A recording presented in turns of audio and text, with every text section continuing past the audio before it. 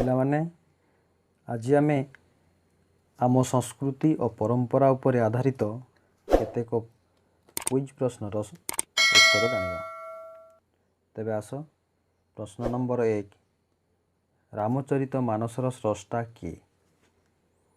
उत्तर सन्थ तुलसीदास। प्रश्न 2 परीक्षितंकु किए भागवत शुणाइथिले?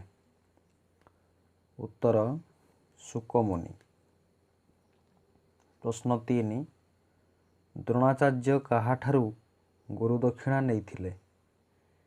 उत्तर एकलव्य। प्रश्न 4 असुरंक गुरु किए?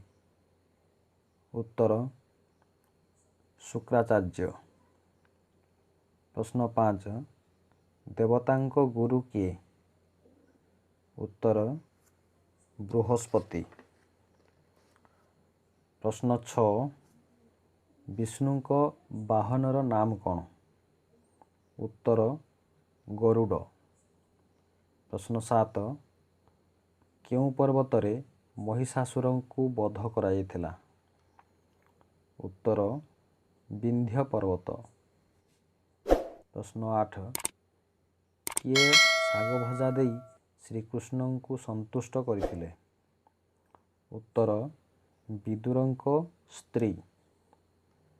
प्रश्न 9 मकरध्वजंकु काहार पुत्र बोली कहा जाए? उत्तर हनुमान।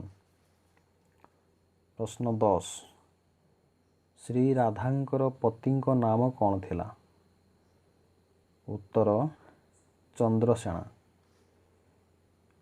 प्रश्न 11 पंचदेव कहिले काहाकू बुझाए? उत्तर गणेश, नारायण, रुद्र, अंबिका और भास्कर।